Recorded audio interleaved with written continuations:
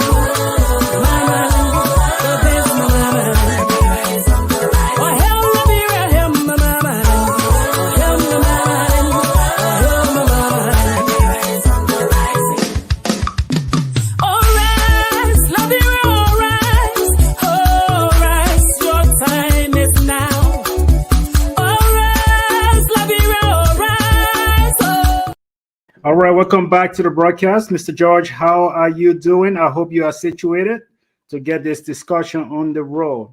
I would like for you to introduce our topic, and then we can just kind of go from there and just jump in the discussion. Okay, good afternoon, ladies and gentlemen. I'm safe. I'm parked beside the road. I'm actually in North Carolina for the funeral of a good friend of mine, Henry Bello Duba.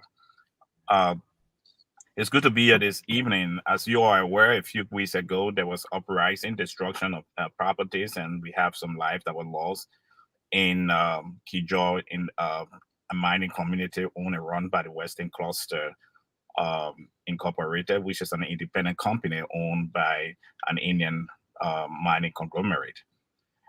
We all know that our country has challenges, but we also know that there are opportunities as well. So this afternoon, we're going to be discussing discussing what actually happened, what is the story behind the story. As you are aware, Uncovered, this edition in Liberia Rise Uncovered looks at the story behind the story. So hopefully this evening we're going to have one of our brothers who have actually been in the forefront of the discussion around the whole issue, have a greater understanding, joining us from Liberia. As you are aware, it's the month of Ramadan. He's about closing his fast, so we're going to hopefully get him online to discuss this issue.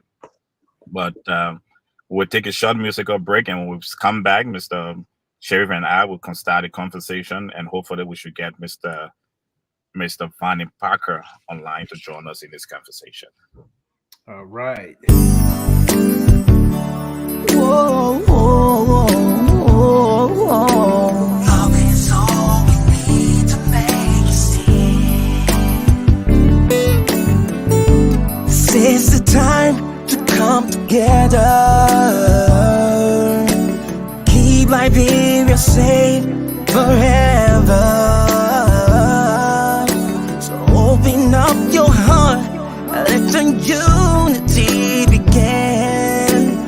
Love is all we need to make it stand. Let's cultivate one another. Learn to live together as brothers and sisters. Without togetherness, we won't have no peace of mind. Unify and have a peaceful, sweet Liberia. Land of liberty is our home. Keep it standing. This is the one and only home that we have. Sweet Liberia, this land of liberty is our home. Let us keep it standing. It's the one and only home that we have. All right, guys. Welcome back to the broadcast. Welcome back to the show. Again, this is Liberia Rise. I'm one of your hosts here, Augustine Sherff, and I'm here with Dr. Emmanuel George. We will hopefully receive a brother who's going to be joining us from Liberia to give us more information on this discussion we're having today. Well, Dr. George, let's begin by just laying the groundwork for those in the diaspora, for people who are not familiar too much with Liberia. Let's begin by describing this part of Liberia, where is the west coast, the western part of the country. Let's begin by just describing this location where this incident took place that we are going to be discussing today. Yeah, the Western Cluster Mining Group has contract from the Liberian government to operate in three areas in Liberia, as in the western part of Liberia. We're talking about Bombing, Grand Cape Mount County on that side. So you are going to the Douala side and then moving towards the border with Sierra Leone. And Kinjor is actually one of the mining areas that is in Grand Cape Mount County. Western Cluster was in Liberia during the time of President Ellen Johnson's leave. They closed operation in 2011, and they came back in 2022 to have another round of conversation with the Liberian government and enter an MOU agreement. Now, given that, if you all remember, between from 2005 to 2011, and after that, the price of iron ore on the international market dropped drastically. So it was not a valuable commodity. But in recent times, the price of iron ore has been going up. Construction is on an increase around the world. A lot of, even in Liberia, for example, you see a lot of construction going on. And most of the construction, you need steel rods and iron ore. Steel rods are created from iron ore and other things other things you need with this massive infrastructures development going on all around the world. So there have been this increase, and Western Cluster came back in 2022 and sign an MOU with the government of the Republic of Liberia. But even with that MOU were problematic. One, there was a time that the Senate found it difficult accepting the MOU. There was a court case signed by the citizens of Cape Mount County with Western Cluster not meeting up to its part of the bargain, the cooperative agreement, and the government not actually getting the level of permission they need. So in 2023, so there have always been this here and there with Western Cluster, but in recent time, there have been questions raised as to the way how they take care of the workers. There have been questions raised about the way the mine. I think miners has died within the mine because of the danger of even going in that mining facility. And that's what led to a protest of Liberian citizens against the working conditions that they had working with Western Cluster. And within that time that the police was called in, many of us saw the videos, the pictures online. But we were waiting for Vanny to come in because he works with Western Cluster. He part of that area. He has been in the forefront of some of the talks. So we were trying to get him to come on. He's still breaking his he gave us all information behind the information so that viewers can have a great appreciation of what is going on. Let me say that we had contacted the Minister of Lands and Mines, and he was waiting to come on the show. We know the current government of President Joseph Boakai has been engaging with Western Cluster. We know that the problem started during the WIA administration, and that the people of that area felt that the WIA administration was not doing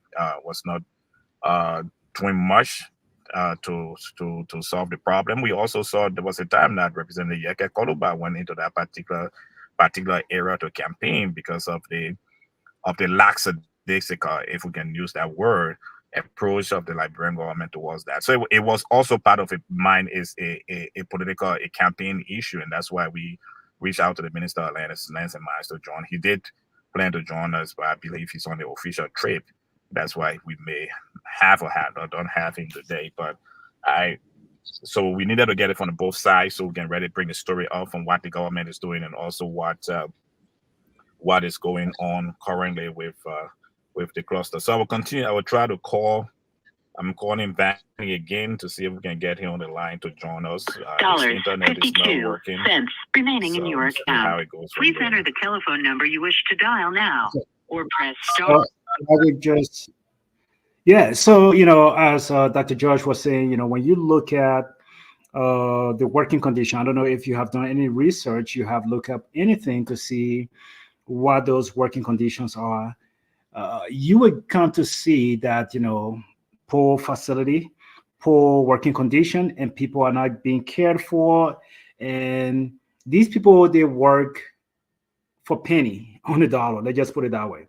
And these companies, they go over there and they enrich themselves and they take from the country, they extract everything they want to extract, but they do not want to bring about development in a place. They do not want to actually help the community to develop or to even help the people to have good working condition. And because of that, I think the people just got to a place where they got frustrated, and that frustration just overboiled, and it eventually just went over.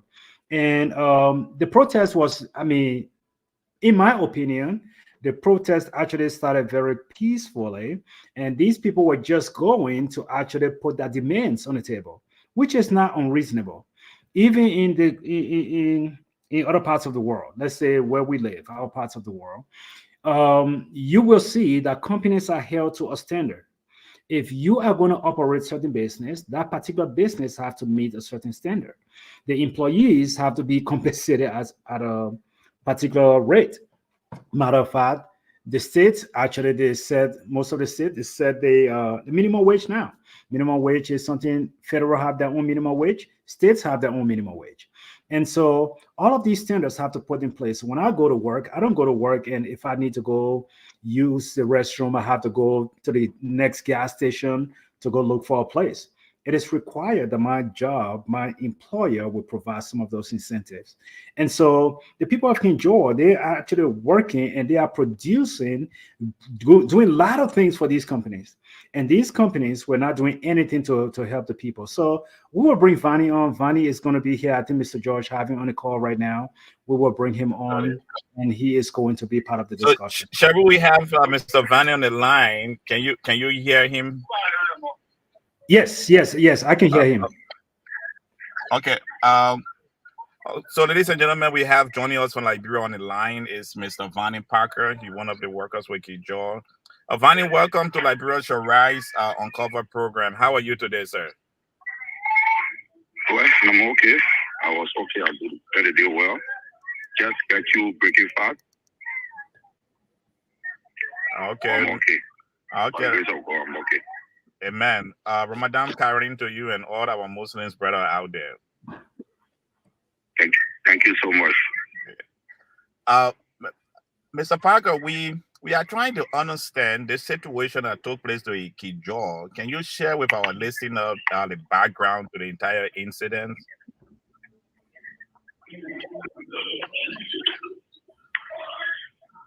Hello. Yeah, hello. Are you hearing me? No, not too well. Come back again. Now, we're asking if you can share with our listeners the beginning, the background to what was going on in Western Cluster that led to the protest and what happened after that. So, can you share the background, the history of what is happening out there? You mean in Kinjor, right? Yeah, in Kinjor. Okay. I was not there actually when you're talking about the riot. I was not in Kinjor when the riot started. I was on the other side where they call Matambo. Okay. That's where I was. So I was not actually in Kinjor. Okay. So what do you know about the history of the situation in that area? Well, the history is a very long history. Because myself, one of the former workers for BM Mountain, the Turkish company called ancestral stroke MMG, using the lesson of BMMC, BM Mountain Mining Company. So I was there working too. I worked there from 2017 up to 2022. And I was laid off by a company called Deco. I was working with Deco. And then a company putting contract under BMMC specialized in pit operating. And we're working there. One of the truck driver and also a trainer. I was responsible to train the truck drivers for Deco mining. And I was also a worker, or working with a worker union, a union representative. So I was returned from there when they say the contract ended in Kinjor with Deco. So I off, and then I left. I came by Monrovia. But the situation then over there is actually bad. A Liberian job I've been doing by the Turkish. The Turkish are refusing to even work with the Liberians. If the Turkish men say, I don't want to work with you, it means you can't work in BRNC no more. So when you're working with the Turkish guy, you must always work. Anything you say, tamam, yes sir, boss. Because they have a daily hire process there. When you get to the company, you work as a daily hire.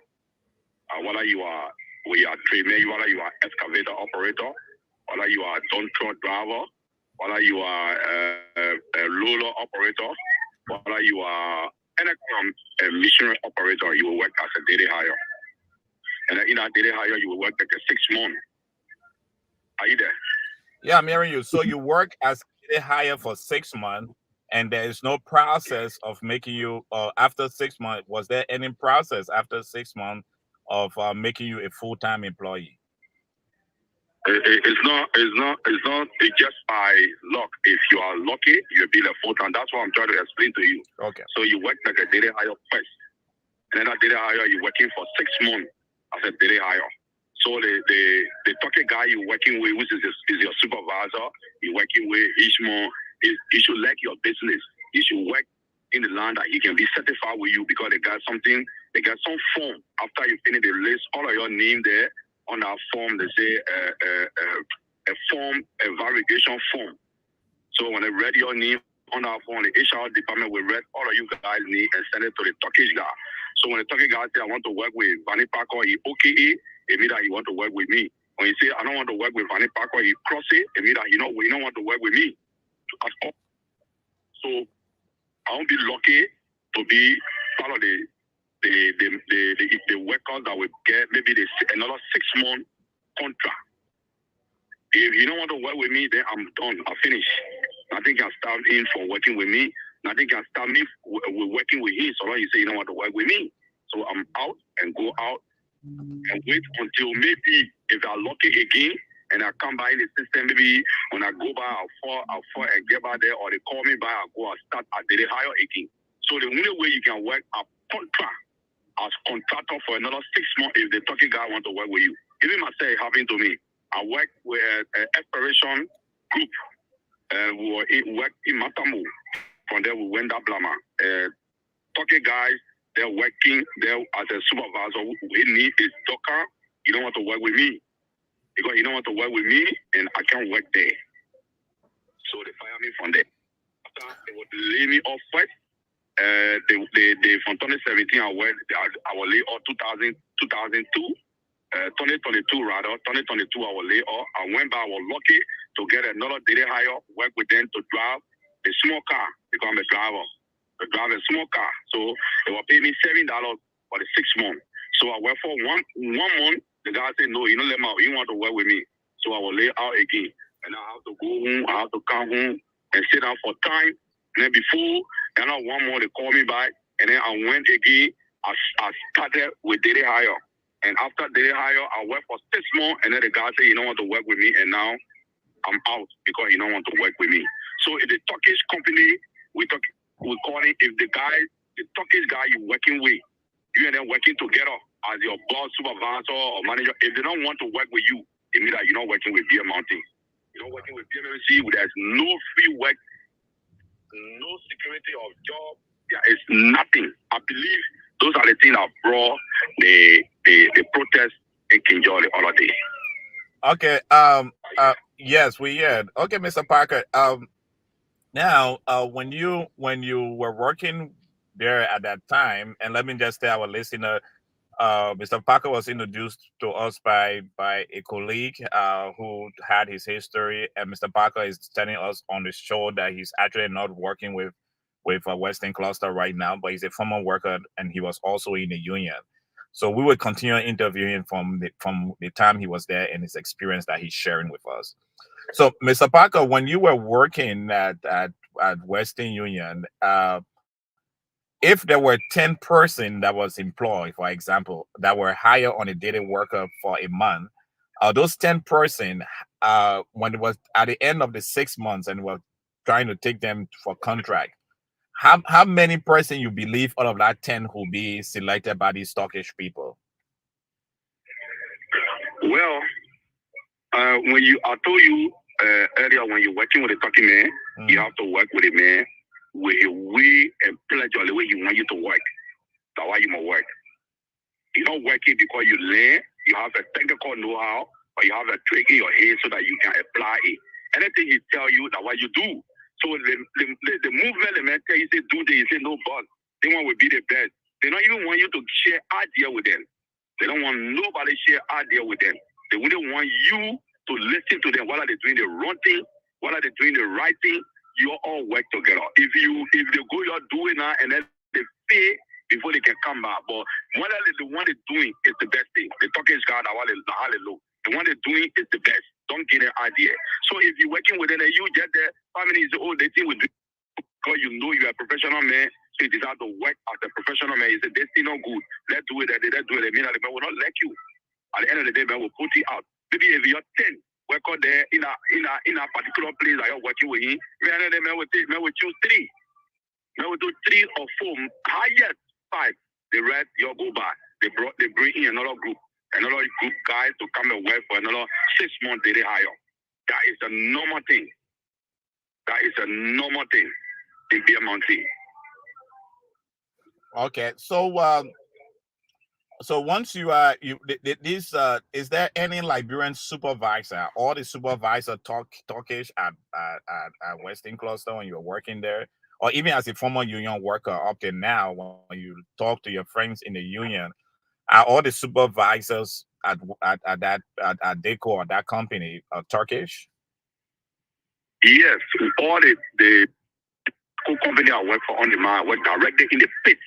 We were responsible for open pit mining. So I work directly in the pit. Why about the pit? I know everything. I work from 2017 in the pit up to 2002. I work in the pit. 2022. I work in the pit. So all of that, I know all the people, supervisors that were in our pit, they were talking guys. All of them were talking guys. There was no Liberian supervisor that were in the pit that I know about. Okay, so now you were a union worker. What was the Ministry of Labor doing about this? Were the Ministry of Labor aware? Did you all have a meeting with the Ministry of Labor to bring this to the fore?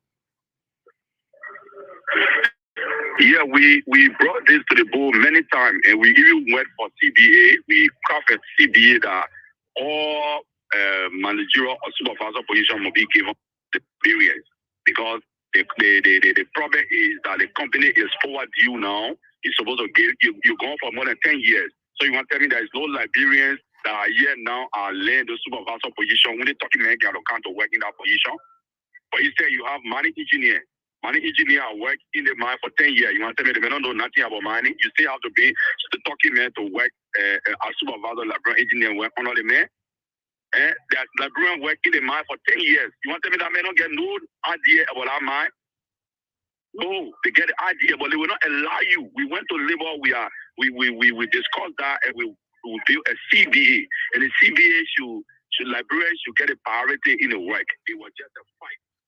Mr. Parker, not to stop your train of thought, can you tell our listener what CBE means? Huh? Can you tell our listener what the CBE means? The CBE you're talking about, what does it mean?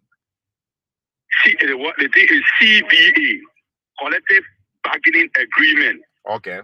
Collective bargaining agreement, because between the union and the management. Okay, go ahead.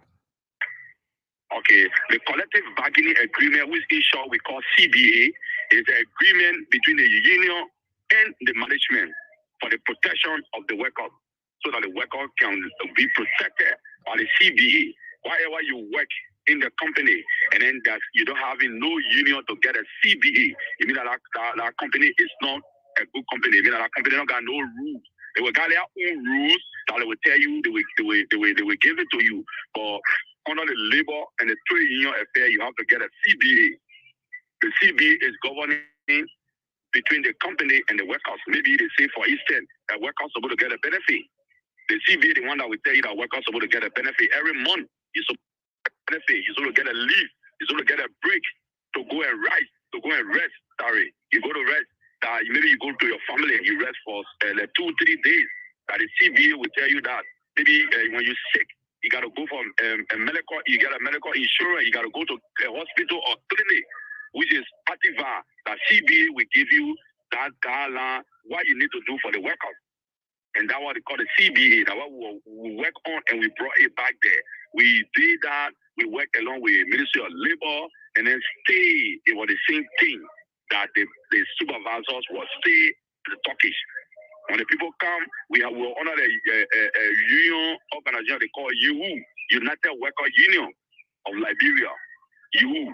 There was the mother union for us. We were the local union as Kinjor work at BMT, which is DECO. There's a company under DECO. And then because it worked, what we did, even there, over there, all that were in our reach as a union worker in a particular reach that was serving. We even have a blank day now. We can't work for the company no more. We go in so many times. We try, no way. And recently, I went back to Matamo where I told you that when the protests occur, in Matamo, there's a new site that is opening to my village, closer to my village. From there to my village, unbeatable, about 200 hour ride from my village to where they opening the mine. That's where my mother from. Everybody there where I was born. I went there and I tried to get into the mine to work as a truck driver. As a truck we had they call Kumasu, and I was operating for so many years. And I went and took the test, I passed. And then a stocky guy who the pit superintendent, who is Baton, he told me that he don't want to work with me. And up to now, as I say, he told me he don't want to work with me, and he don't work with me. So I told him, why is the reason he don't want to work with me? He said, I was in the union when we used to go for adequate investigation for the workers. I used to back the worker against the company. So I always used to plead for the workers. So because of that, he can't work with me. I can't come back in assistant. Because coming back in assistant, it will cause another problem that I will come back with a scene, an idea, a motive to be a union to educate the people. So because of that, I can't get in the system. I went there, I spent 3 months in Matamo with the Taco, Gugwema, where they pay the company I ran now. I spent 3 months there. I went for tests 2 times. On the truck 2 times. I went for tests 2 times. And then up to now, I can get a job there because the talking guy told me, the talking guy, he was a supervisor in Deku. When we were working now, he came under BMMC as a pit superintendent. Pit superintendent, the brother, you can do pit superintendent work. The brother, you can do the mining engineers, they can do those things. They can do the pit engineer work. But you find the talkies, they're coming. Plenty to do all the work that Liberia is supposed to do. That what they are doing. Liberia has no freedom to work any of in that talking company. You see, I get a job, I'm working. No, it's not possible. Where I'm working directly on the mine. I'm not talking about other department. I don't know about other department, but I work with the mine directly open pit. We can open the pit and get the gravel out and get it to what they call material to the place that you grind it and make it out of pussy, which is gold. You see, so all the time I work there, I have a steamer now. I go back to get job to do the man will say I can't work with you. And that's what I'm saying, I'm not working since. The company is in my country, I'm from Cape Town, and I'm from the region where the company is basically right now Matamo. I can't get a job. I'm still blackmailed because I worked as a union representative before and I for the worker on behalf of the worker. Up to now I can't get a job there. Okay, Mr. Parker, thank you for the information you're giving. When you were speaking before, you said you were being paid $7. Is it $7 an hour, $7 a day, or $7 a month? $7 per hour. $7 per hour. Sorry, $7 per day. Sorry. $7 per day. We were making $7 per day. $7 per day. That was I was making. $7 per day as a light vehicle operator. $7 per day. And people are still there now, still making $7. You made that $7 for 6 months. And that 6 months, you made it $7 for 6 months, which is more and is $210. Now, why you get $210? Why it became $210 at the $7, and you forced to work for overtime because the $7 will be small, so you work for overtime. So that overtime maybe when more, it's only the $350 per month. Okay. Thank you so much, Mr. Parker. Thank you for the information you're sharing. So if we take a step forward, let me just share with my viewers, because what Mr. Parker is sharing with us is something that we should think about. Our Liberian labor law makes it possible for Liberians in certain industry to be able to elevate to a place of work. Our Liberian labor law makes it possible for Liberians to be trained to take over from our brothers, foreign nationals who come into our country. So at the level of supervisor, one who have taken a company like B Mountain or company in the Western Cluster or DECO or whatsoever company is operating in mine, who have trained enough Liberians to be working in the line of supervisor. But according to Mr. Parker, all of the supervisors in the pit in the Western Cluster mining, in that Kinjor area and the other areas he have worked, he have not seen a single Liberian who have been elevated to that level. So, Mr. Parker, when you worked for this 6 months, or when you came back and your contract were extended, Was there any extra training that you all get after do you know of any of the other workers, those who were giving contract? Do you know if they were giving extra trainings that will qualify them to take on the capacity of a manager or take on the capacity of a supervisor? My brother, Liberians are work on the mine, going on training for 10 years on our mine in our pit. Liberians are work there for 12 years. And then anything you see Liberians, Turkish men can do, Liberian men can do it in our pit. In the pit to supervise, Liberian men can do it. Because you don't need extra training right now, because if you go on the field, you are already trained on the field.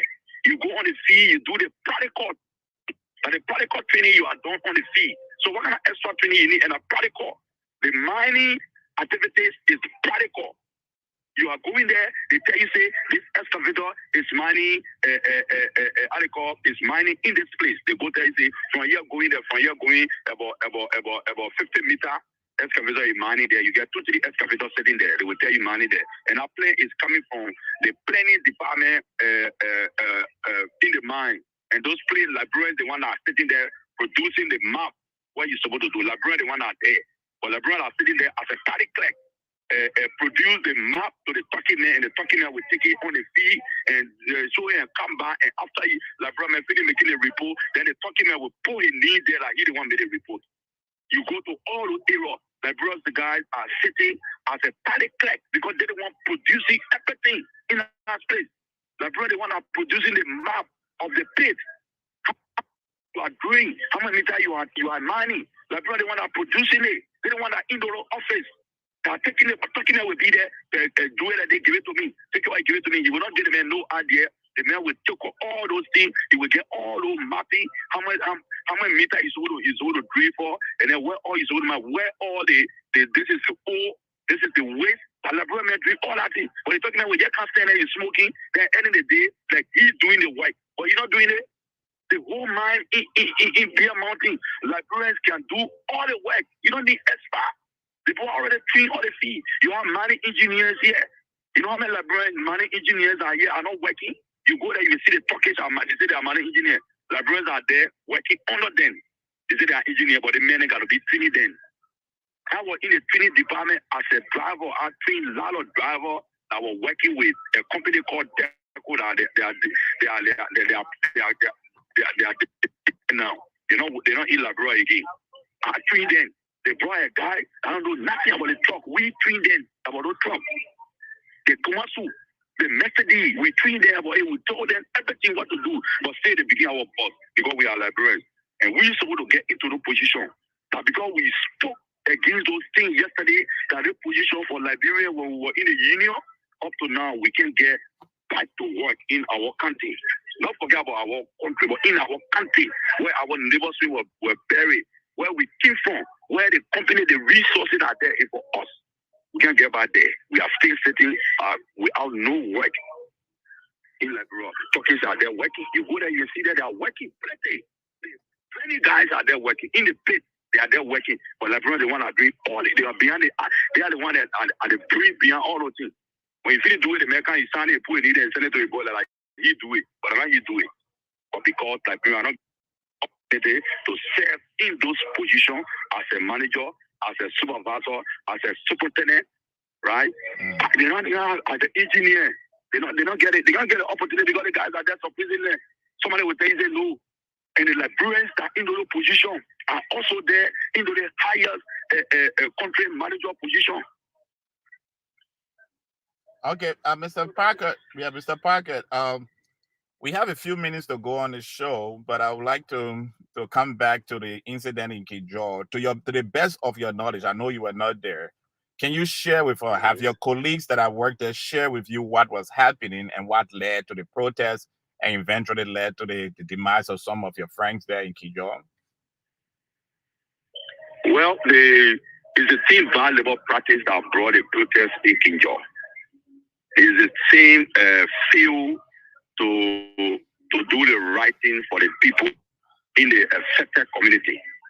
Those are the things in the affected community. To do the right thing They are not been done at all. You will not tell me people will be lazy in the environment as where you taking millions of tons from.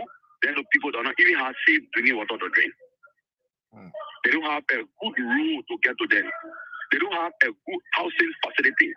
They don't have nothing they call electricity. But you don't get the water like electricity you talk about.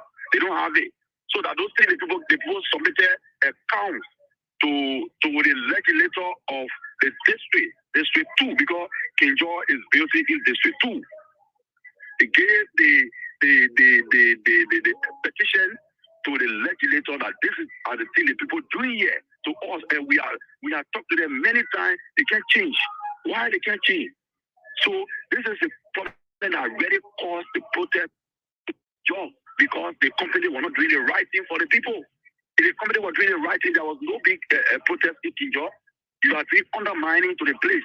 You are doing striking mineral on the place. Then the people are living there. They are not benefiting.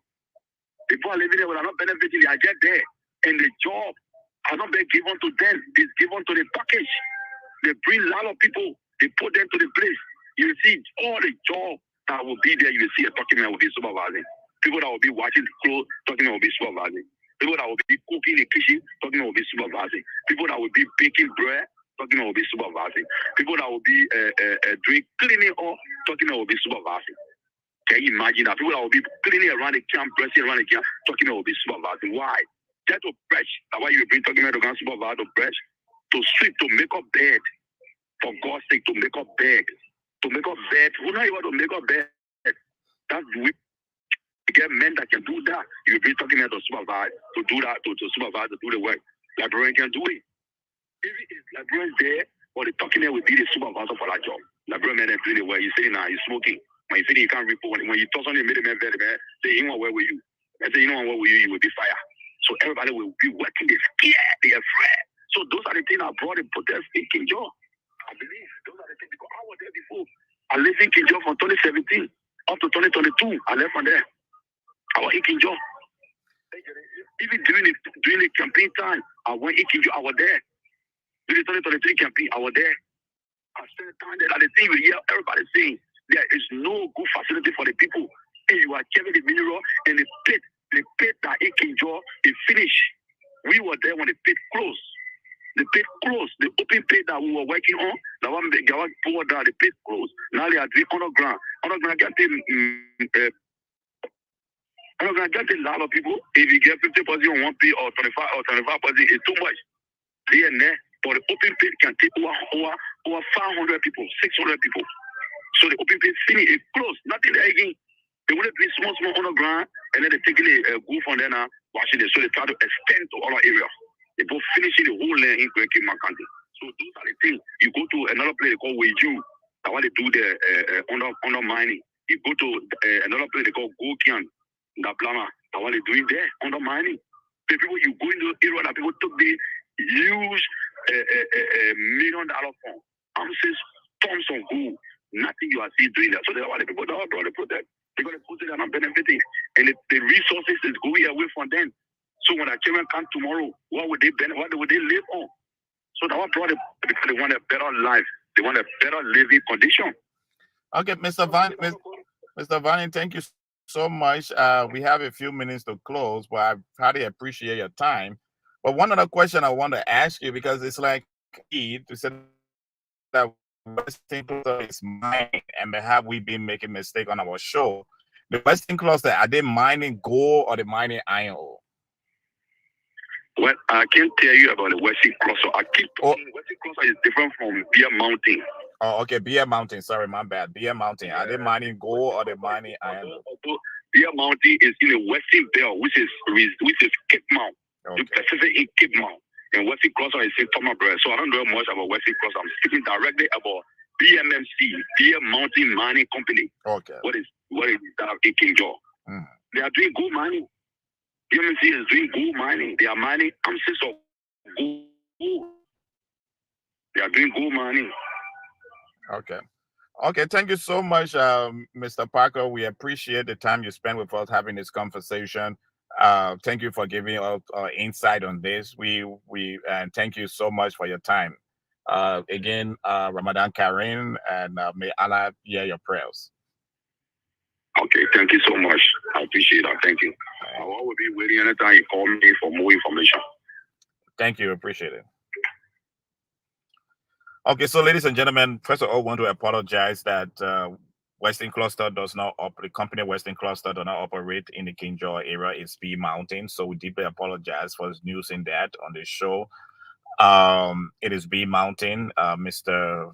Parker have corrected us that it's B Mountain that operates there. We also apologize for saying mining. What B Mountain is doing is gold mining and not iron ore mining in that area. So at least we have the history. There are several things that we have to think about as a people of Liberia.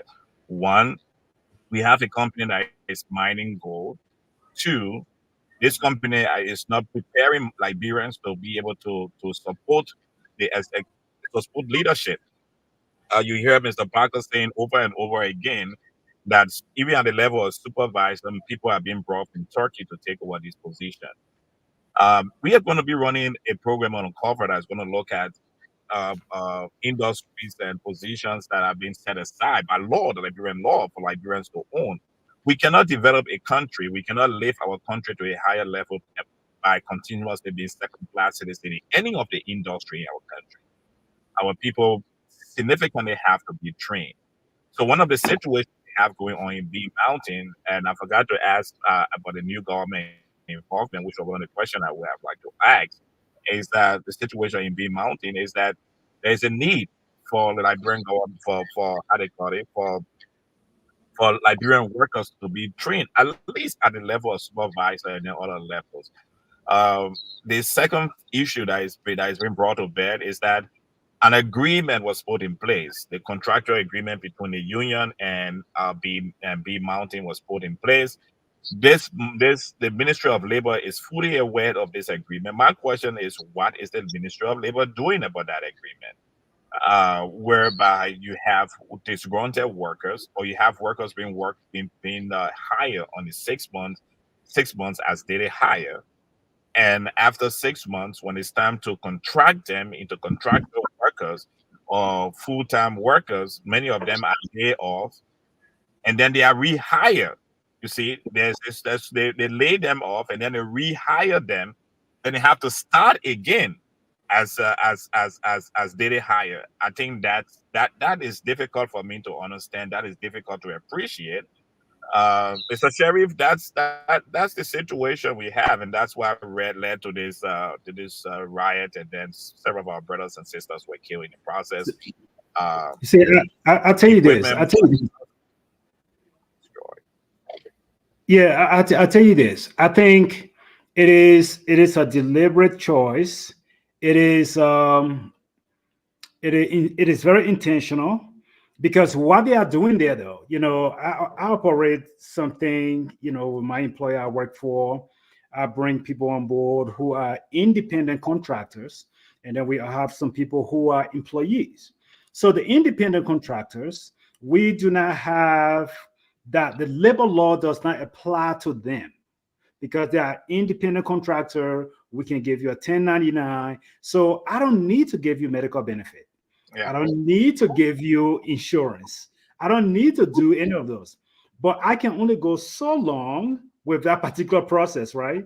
So at the end of the time, you want to bring these people full time.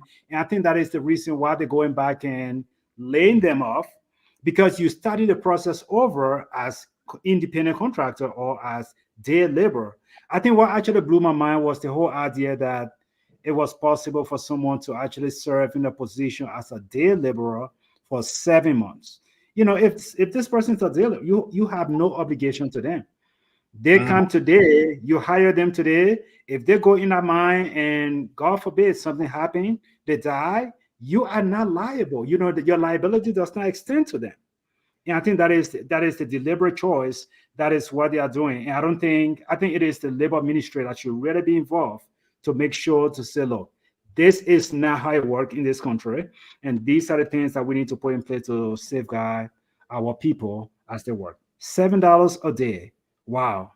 That is, man, that's some cheap labor there. I know we talk about cheap labor all around the world, but that's some cheap labor. $7 a day, 8 or 9 hour shift. That is something.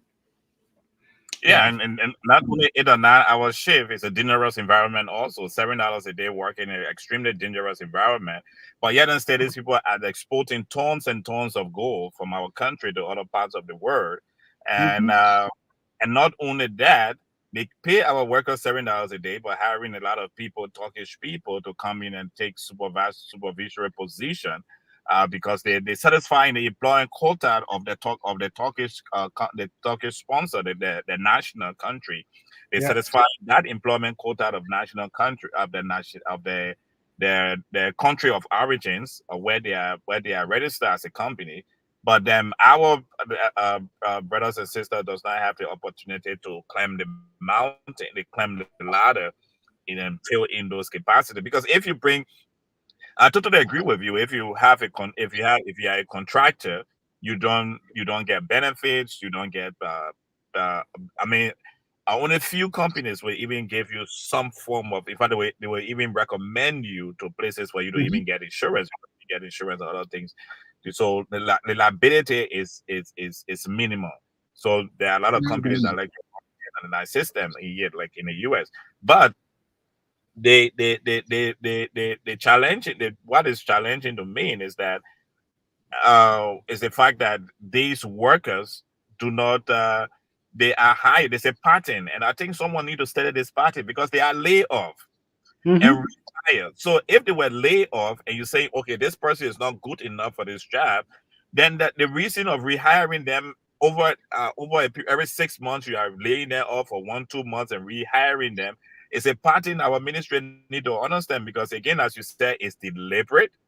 It is that there's a reason they're doing it, because they don't want to take on full responsibility for these people. But someone need to understand this pattern and either take this company to court of it or make them to correct it, because there is a pattern. You lay off people because you feel they are not necessary. They cannot do the work.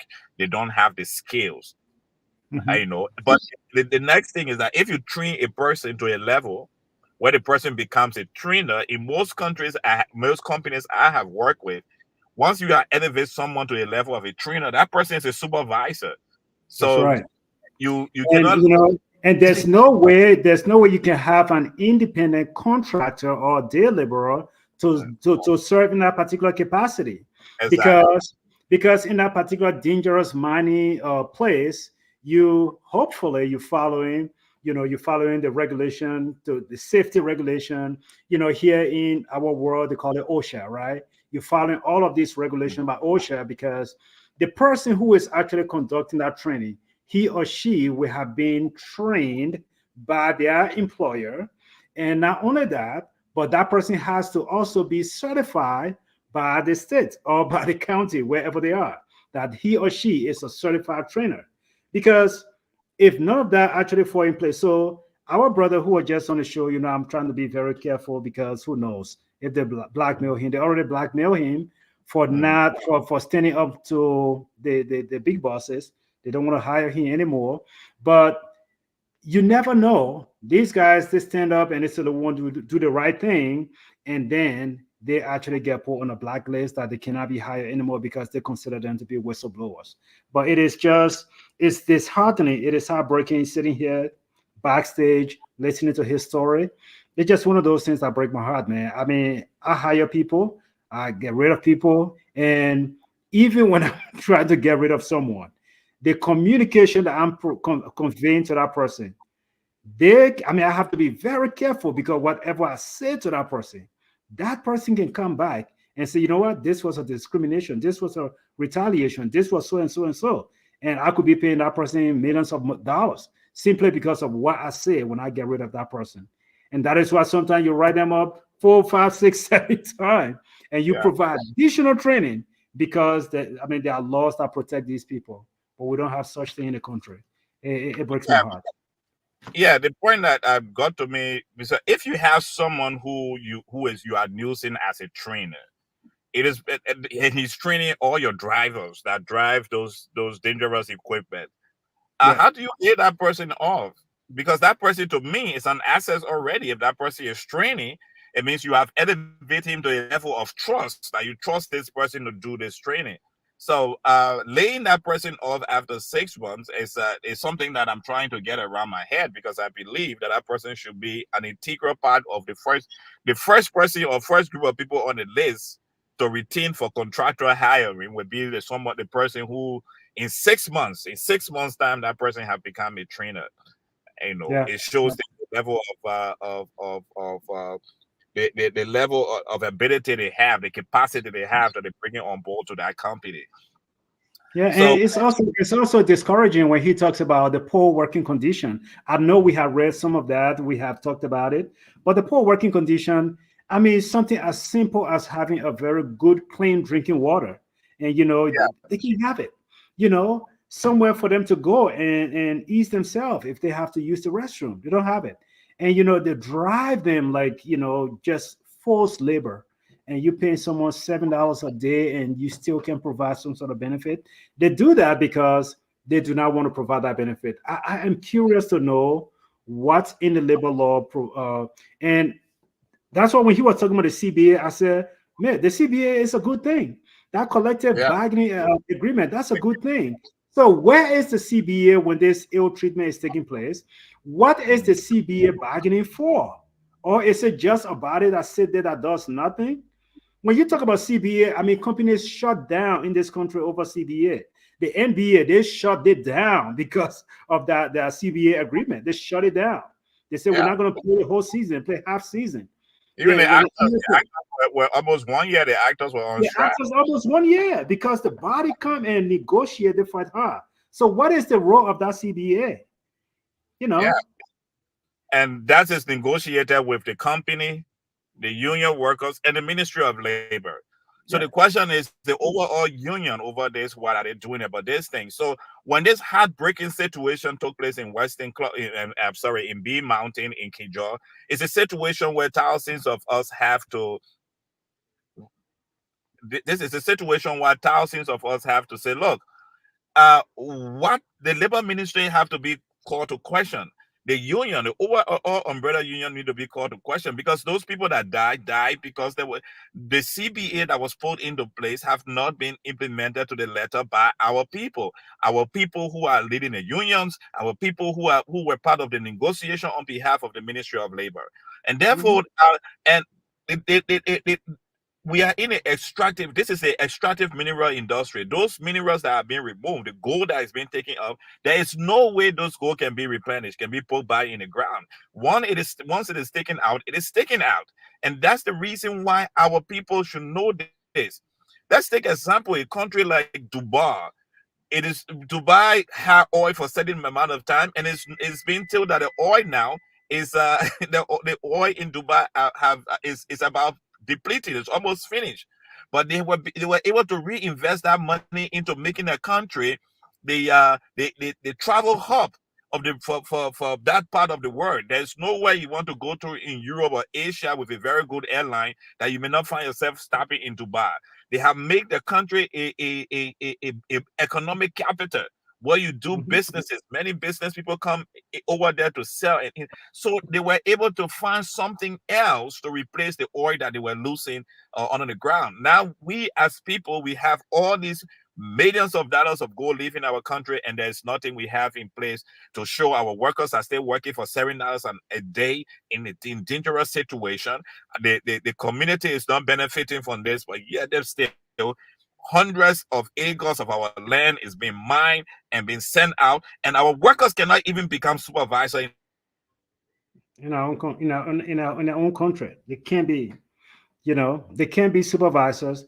And not only that, you are contributing to the climate change. You are contributing to the erosion process, and all of these things could be things that will be taking place.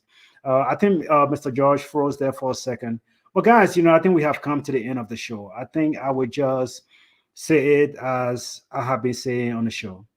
Look, I think when we are bringing companies to our country, we should not just think about ourselves. when companies are coming to the country or investors are coming to the country, we should not only think about ourselves and our children, because most of these companies, when they come and they give something, they put something in the hand of these ministers or put something into the hand of these lawmakers. The lawmakers, they actually get their cut, they get the kickback, everybody get what they want to get. What tends to happen is people forget the local people in that particular community. And now the local people are the one who actually suffer. They are the ones who go through all of the hardship. Whether drinking water is polluted, it is the common people. Whether you have a place where there's no hospital, it is the common people. You have a place where there's no better education, it's the common people that experience that. And so it is truly my hope. It is truly my hope that the labor department, the labor ministry, and also the lawmakers in those areas, people can come together and say what worked best for our people. Involve the local people. Involve the local people in those decision-making processes. Let them be part of it. How can they benefit from their own resources? How can they do it? What can we do to make this place a better place for the people to live? Let us not take this cheap labor. Let us not take the shortcut and take our kickback and then forget about the people. They are the ones who live in that area. They are the people who are the caretaker of that particular land. They have been there and they deserve to benefit from it. So, I mean, that's just my little take on that. And I would just like Mr. George close the broadcast. And again, we want to say thank you to everybody. Again, these are the kind of discussion that we love to have on this platform because, again, I open the show by saying what happened in one part of Liberia, it is only a matter of time before it spread over. Today, we are talking about Kinjor, Grand Cape County.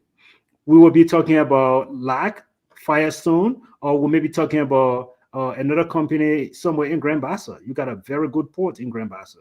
And all of these things could be happening around the country. If we don't take stand as a country to say, look, this is what our people deserve. This is what they need to have to make sure that they have a safe working environment. This is going to continue to happen. Thank you, Mr. George. I'll let you just close the broadcast, but that was my 2 cents for today. I'll let you close the broadcast. Ladies and gentlemen, I want to thank you for joining us on Liberia's Rise Uncovered program. Uncovered is when we look at the story behind the story. It is easy for you to read a newspaper and just get the headlines. But understanding what goes on is extremely important. That's what we bring to you. We have shared with you what was happening in B Mountain in Kinjor area. You heard Mr. Vanny Parker, a worker who was hired by the company as a daily hire, paid $7 a day, lay off, rehire as a daily worker. He rose to the rank of even becoming a trainer, but yet them still, he was being supervised by foreign nationals. This is the extractive mineral industries. There's X number of years attached to those minerals. They won't be there forever. It is only now that our people can benefit from it. And it behooves every one of us as Liberians to be able to speak up about these things. Today, we hope that our friends at the Ministry of Labor and the Ministry of Lands, Mines, and Energy listen to this and get involved. Liberians should be able to enjoy the benefits of their country, of their land. The people of Cape Mount County should be able to enjoy the benefits of their labor and of their land. It is only that, and only at that time, can we start to see that Liberia is moving on its rightful path, and Liberia will definitely rise again. Again, my name is Emmanuel George, and thank you so much for being on the edition of Liberia's Rise Uncovered. See you and have a great time.